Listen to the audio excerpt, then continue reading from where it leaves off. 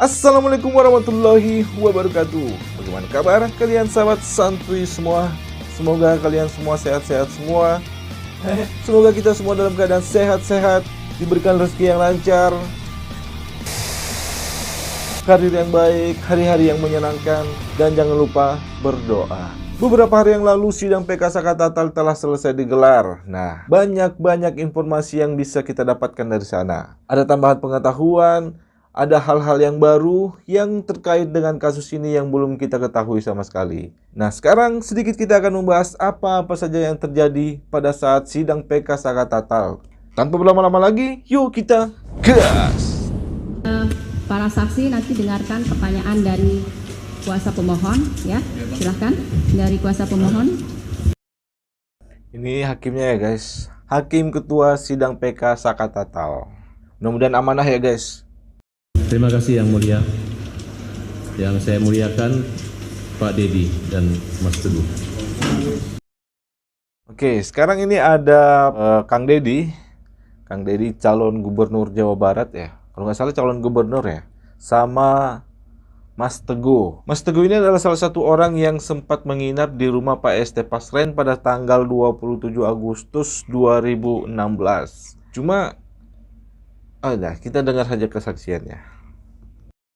Ya, pendampingan bukan pekerjaan saya, tetapi sebagai warga negara Indonesia, saya memiliki kewajiban untuk menyampaikan berbagai informasi yang belum diketahui publik, yang belum diketahui oleh penyidik, agar saudara Sakatatal bisa diposisikan pada posisi yang sebenarnya. Apa yang membuat Bapak tertarik, tergugah hati Bapak untuk turun sejenak di kota Cirebon? Keterpanggilan jiwa, karena ada masyarakat yang tidak berdaya menghadapi berbagai tuduhan, tuntutan, dan hukuman yang dialami tanpa sempat memberikan pembelaan yang sempurna dalam perjalanan hukumnya. Apa yang Bapak petik, Bapak rangkum, Bapak sampaikan kepada kami, kepada majelis? Titik ketidakadilan itu apa? Temuan Bapak yang Bapak dapatkan? Temuan yang saya dapatkan telah saya sajikan di channel YouTube Kang Deddy Mulyadi Channel.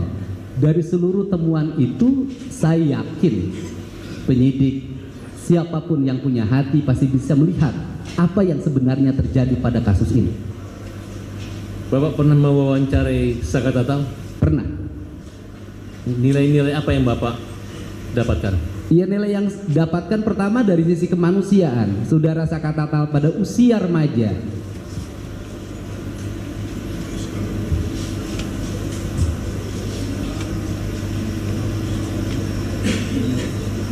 tidak bisa menikmati masa remaja.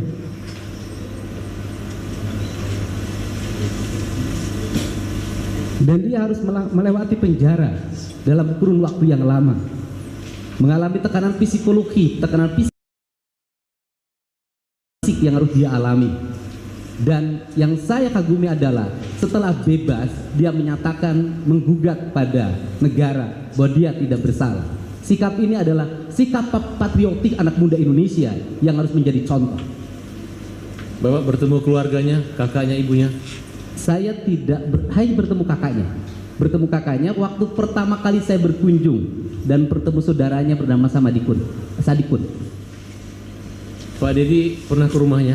Saya pernah ke rumahnya. Ada motor atau ada kekayaan atau nilai-nilai sosial yang tinggi di situ yang Bapak temukan? Iya, saya lihat hanya ada rumah yang dalam posisi rumah yang sangat jelek. Kemudian berapa orang yang sudah Bapak wawancarai saat itu? Kalau sampai saat ini mungkin sudah puluhan ya, saya sudah tidak bisa menghitung. Tetapi yang menyangkut Sakatatal, yaitu mencoba memahami peristiwa apa yang dialami oleh saudara Sakatatal pada tanggal 27 Agustus 2016. Apa yang saudara ketahui berdasarkan informasi yang diwawancarai tentang keberadaan Sakatatal tahun 2016 tersebut? Dari channel yang saya ungkapkan ke publik, pada tanggal 27 Agustus 2016, saudara Sakatatal berada di rumah. Dia berada di rumah neneknya dan berada di rumah Sadikun. Kemudian pada waktu itu dia nongkrong-nongkrong sampai malam hari di rumahnya Sadikun. Pada waktu itu ada motor saudara Irfan yang mogok karena mengalami gangguan kabilator. Kemudian motor yang mogok itu diteleponlah yang punya bengkel bernama Heri oleh Sadikun untuk apakah bisa memperbaiki motor Irfan, dan Heri mengatakan bisa. Kisaran pukul 10 malam mereka menceritakan pergi bersama-sama. Satu, saudara Sakatatal dibonceng oleh Sadikun. Yang kedua, saudara Irfan membawa motor yang mogoknya sendiri. Yang ketiga, saudara Raja almarhum membonceng Kodir, dan Kodir bertugas untuk nyetep. Mohon maaf, nyetep itu adalah kakinya Kodir didorongkan pada motornya Irfan agar bisa berjalan. Kemudian setelah mereka berangkat masuk ke flyover. Di flyover itu Sadikun menceritakan ada kerumunan orang, ada polisi di situ, dan Sadikun berkesimpulan bahwa itu adalah operasi tilang. Sehingga karena dia tidak bawa surat-surat motor, dia tidak jadi lewat ke flyover, dia turun ke jalan arteri yang bawah. Kemudian mereka akhirnya sampailah ke bengkel Heri, dan bengkel Herinya motornya diperbaiki. Dari seluruh rangkaian yang saya lakukan bersifat mendadak, dalam bahasa hukumnya mungkin rekonstruksi, kalau saya tidak punya kewenangan untuk itu. Semua alur berjalan sempurna, tidak ada yang satu sama lain saling bertentangan. Kalau mereka berbohong, membuat skenario, saya pikir tidak akan bisa melakukan menceritakan sebuah rangkaian perjalanan seperti itu. Cara seperti itu hanya bisa dilakukan oleh orang-orang yang benar dan jujur dalam menyampaikannya. Yang Bapak temukan wawancara dengan siapa yang mendukung keterangan Bapak ini? Apakah Teguh? Wawancara yang waktu itu semua diwawancara. Ya, yang intinya yang mengetahui keberadaan Saka. Saka itu yang pertama, Sadikun. Kemudian yang kedua, Kodir, yang sekarang kakinya patah karena saya berkunjung ke rumah Kodir langsung. Kemudian yang ketiga, Irfan. Yang empat, Heri yang punya bengkel. Dan saya bertanya pada mereka, kenapa seluruh pernyataan ini tidak disampaikan dulu pada sewaktu sidang? Mereka menjawab, kami menyampaikan, cuman diabaikan. Ada pertanyaan hukum kami yang kami pertanyakan adalah, kenapa pernyataan mereka di muka hukum yang diambil di atas sumpah oleh hakim itu diabaikan, sedangkan saudara Dede dan Aep yang tidak menyampaikan di depan majelis hakim dan tidak diambil di atas sumpah justru dijadikan dasar putusan. Oke, dari sini sedikit kita bahas ya. Maksudnya kenapa ya persidangan tahun 2016 itu seperti seolah-olah, maaf ini atas asas praduga tak bersalah ya. Sedikit yang menjadi pertanyaan, kenapa sidang tahun 2016 itu menolak semua kesaksian yang meringankan Sakatatal? Janggal jadinya kan. Sementara di sisi lain, kesaksian dari Dede dan Aep yang pada saat itu tidak hadir dalam persidangan malah dijadikan rujukan oleh hakim untuk memutuskan hukuman kepada Sakatatal. Ya secara naluri awam ya, secara naluri orang awam ya, seperti kita ini, seperti aku ini juga. Jadi kita bertanya-tanya kira-kira apa yang sebenarnya terjadi tahun 2016 itu. Jadi seolah-olah ada sesuatu yang ingin ditutupin ya. Maaf disclaimer sebelumnya, atas asas praduga tak bersalah, berdasarkan apa yang saya ketahui dengan pemahaman saya yang pendek ini, sepertinya ada sesuatu yang disembunyikan. Cuma kita belum tahu dan kita tidak tahu, semoga kasus ini terbuka sejelas-jelasnya. Oke, kita lanjut lagi guys. Dari beberapa kejadian atau wawancara itu saya mendengar Bapak mencari Aep dan Dede. Apa yang Bapak temukan dari pencarian itu? Sebenarnya tidak mencari. Saya wawancara Aep waktu yang pertama. Kemudian Aep menyampaikan bahwa apa yang dia lihat, apa yang dia dengar, itulah yang sebenarnya. Kemudian berbulan-bulan setelah itu, mungkin 3 bulan, 2 bulan, datanglah Dede. Yang datang ke saya itu bukan dedenya, tapi kakaknya. Kakaknya datang ke saya bahwa Dede ingin menyampaikan sesuatu pada Pak Dedi. Kenapa pada saya? Karena sulit pada yang lain menjamin keamanannya, menjamin dirinya. Akhirnya kami menjemput Dede ke Tangerang pada hari Sabtu. Kemudian setelah itu Dede langsung jam 4 ketemu saya, langsung memberikan pernyataan bahwa dia itu pada waktu itu berbohong. Dia tidak melihat gerombolan orang untuk menggunakan motor, melakukan pelemparan dan sebagainya. jarak antara warung Madura ke tempat anak-anak nongkrong itu setelah diukur oleh Dede, menurut dia jaraknya 150 meter. Apa benar menurut Dede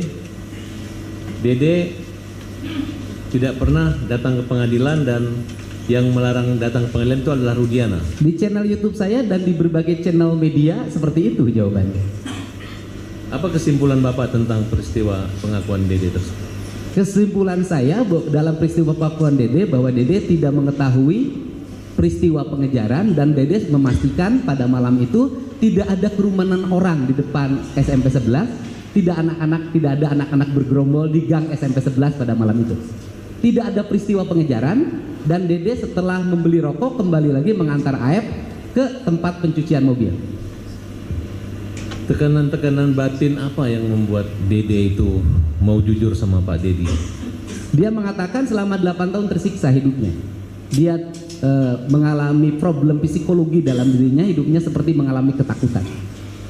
Sedikit lagi, bisa tidak Bapak mengungkapkan atau menyebutkan siapa-siapa orang yang mengalami penyiksaan yang Bapak wawancarai, baik yang sudah keluar dari penjara selain Tata ataupun siapa yang pernah Bapak wawancarai? Kalau diwawancarai musuh di channel tidak ada kalau yang di dalam, karena kan aturannya kan tidak boleh. Yang saya hanya mewawancarai kan yang di luar. Ya, yang di luar. Yang di luar itu diantaranya saudara Aldi, adiknya dari Eka. Apa cerita Aldi kepada Bapak? Sama, bahwa dia mengalami penyiksaan yang luar biasa. Kemudian dia berhenti disiksa karena Eka-nya menyampaikan bahwa saya pelakunya, kemudian kamu bukan pelakunya, untuk menyelamatkan adiknya. Oh, bentar. Jadi Rivaldi pada saat itu juga mengalami penangkapan, cuma dia terselamatkan karena kakaknya mengaku bahwa dialah pelakunya. Bahwa kakaknya Eka Sandi untuk menyelamatkan Rivaldi, dia mengaku bahwa dialah pelakunya. Oh guys, kita lanjut guys. Oke. Kalau yang Bapak ketahui tentang Teguh ini bagaimana Pak? Saudara Teguh adalah orang yang datang ke rumah saya untuk menyampaikan peristiwa yang sebenarnya, karena waktu itu Saudara Teguh pada saat tanggal 27 Agustus 2016 itu bersama-sama terpidana yang lain. Pertama dia berkumpul di rumah Bu Nining karena Bu Nining merasa bising, kemudian diusir, pindahlah ke rumah Hadi. Malamnya mereka tidur di rumah anaknya Pak RT Pasren. Di keterangan di 2016 Saudara Teguh menyampaikan bahwa dia itu kan pada kisaran jam 10, jam 9 itu beli nasi kuning. Sepulang beli nasi kuning langsung ke rumah Hadi dan kemudian nginep di rumah RT Pasren. Tetapi pada waktu BAP 2016 Saudara Teguh diarahkan, menurut keterangan Saudara Teguh pada channel YouTube saya, bahwa Saudara Teguh sepulang dari beli nasi kuning langsung pulang ke rumah dan tidur. Saudara saksi tahu kalau Saudara Teguh sudah mencabut keterangan saksi beliau? Menurut keterangan Saudara Teguh mencabut pada waktu kasus Peggy 2024. Nyabut ya? Oke, saya beralih ke Teguh sejenak. Saudara Teguh, apa yang kamu ketahui tentang perkara terkait Saka Tatal dalam peristiwa tanggal 27 itu? Pada malam kejadian, apa yang Teguh ketahui? Saya tidak tahu Saka. Tapi Teguh kenal Saka? Kenal. Nah, waktu malam tanggal 27 itu ketemu Saka, apakah ada Saka di rumah Pasren? Enggak ada. Kemudian apa yang saudara katakan pada berita acara penyidikan tentang kehadiran Saka? Ya Teguh cerita yang 5 itu Eka, Eko, Hadi, Jaya, Supri, terus Teguh, Okta, Udin, sama Pram bilangnya gitu. Cuman ya itu kata. Kenapa di BAP ada nama Saka? Teguh juga nggak tahu tuh. Kamu dia nggak nyebut nama Saka. Teguh juga. Yang kamu cabut BAP-nya apa? Yang kamu cabut tentang Saka, keterangan tersebut? Ya yang itu dihilangin nama Saka. Artinya Saka tidak ada? Iya tidak ada. Kenapa Teguh mengatakan ada? Karena dipaksa, karena disiksa, atau karena diarahkan? Karena diarahkan. Siapa yang mengarahkan? penyidik. Soalnya waktu itu kan Teguh tetap bahwa di situ tuh tidak ada Saka. Artinya kalau saat ini Saka mengatakan dia memang tidak ada di tempat pada masa pembunuhan itu, kejadian itu benar menurut Teguh? Tidak. Bukan, maksudnya kalau Saka kan sekarang mengingkari bahwa dari dulu dia mengatakan dia tidak terlibat bersama kelima orang tersebut. Iya. Apakah betul? Betul. Jadi apa yang Teguh katakan di kepolisian saat itu tidak benar? Iya, bohong. Sudah dicabut Sudah. di pengadilan? Kalau pengadilan belum. Waktu keterangan saksi di Polda atau di peradilan di Pengadilan Negeri Bandung? Kalau cabutnya baru di Polda aja. Oh, tapi belum pernah ke pengadilan? Pengadilan pernah, cuman Teguh kan cerita ya itu yang 5 itu pas nyampe di beli nasi kuning balik lagi ke rumah Hadi, terus tuh diberhentikan. Kamu udah tidak sesuai dengan BAP. Saya ingat Teguh waktu di 2016. Coba ulangi, yang pelan-pelan ngomongnya. Jangan gugup, tenang dulu. Tarik nafas dulu. Waktu Teguh di pengadilan kan bilang bahwa Teguh tuh jam 8 ke warung Ibu Nining bertemu dengan Eka, Jaya, Supri, Eka, Teguh, Udin, Okta, Pram. Terus di rumah Ibu Nining pindah ke rumah Hadi sekitar jam 9. Terus sekitar jam 9 tuh Teguh beli nasi kuning, balik lagi sekitar 15 menit nyampe ke rumah Adi, ketemu lagi sama yang 8 itu. Lalu Teguh sekitar jam 10 tuh kembali tidurlah ke rumah Pak RT. Tapi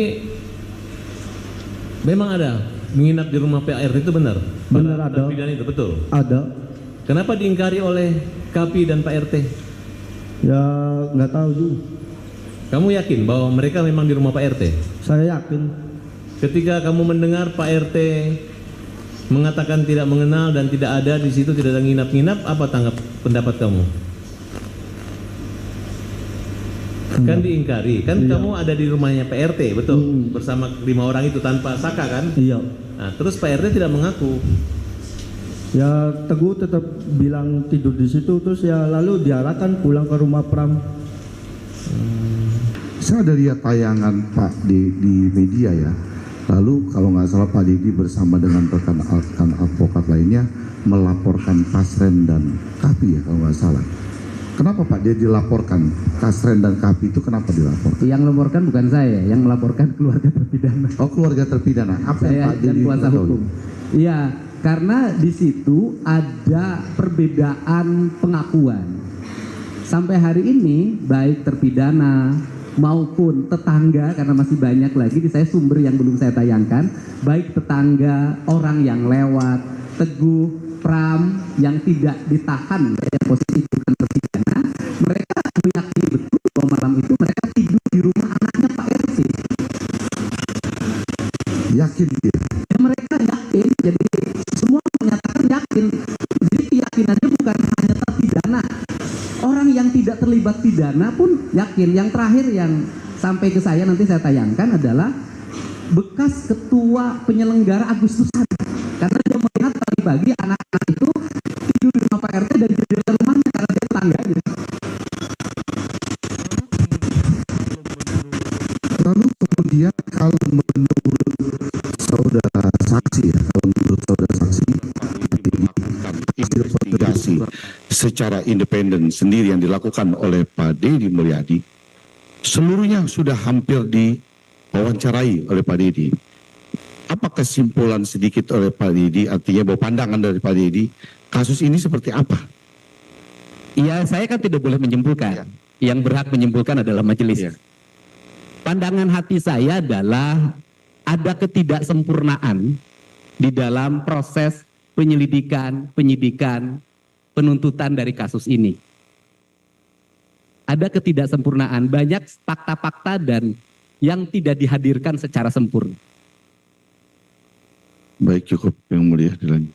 Saudara saksi Kang Deddy Mulyadi, ya kami secara umum tahu Kang Deddy punya channel YouTube, tapi tentu tidak semua kita mungkin sudah nonton dan ini forum yang mulianya untuk menyampaikan. Ya. Jadi saya ingin menanyakan kepada Kang Deddy. Kang Deddy tadi sampaikan bahwa Kang Deddy sudah berbicara dengan AEP. Sudah mewawancarai. Sudah wawancara AEP. Keterangan apa yang disampaikan AEP kepada saksi Deddy dalam wawancara tersebut? Baik, saya jelaskan. Ya. Waktu saya mewawancarai AEP meyakinkan pada saya bahwa dia melihat terpidana mengejar Eki dan Pina menggunakan motor sebanyak 8 orang sebelumnya melakukan pelemparan.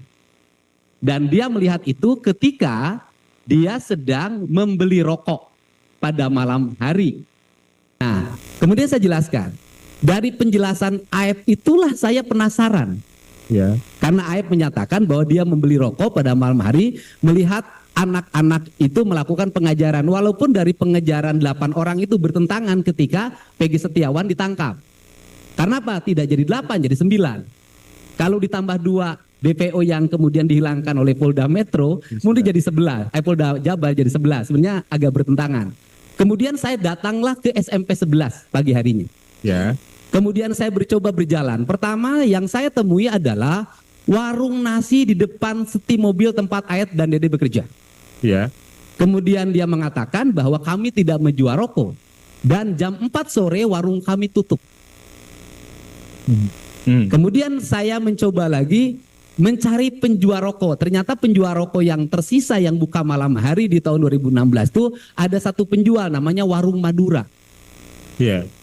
Jarak dari Warung Madura ke tempat yang tuduhan anak-anak kumpul itu kurang lebih waktu itu 120 meter. Ya. Nah, setelah itu sudah beberapa lama, lebih dari 1 bulan, pemilik warung Maduranya bertemu dengan saya dan saya tanya, apakah AEP dan Dede pernah beli rokok? Waktu itu AEP aja saya tanya. Dia katakan memang ada.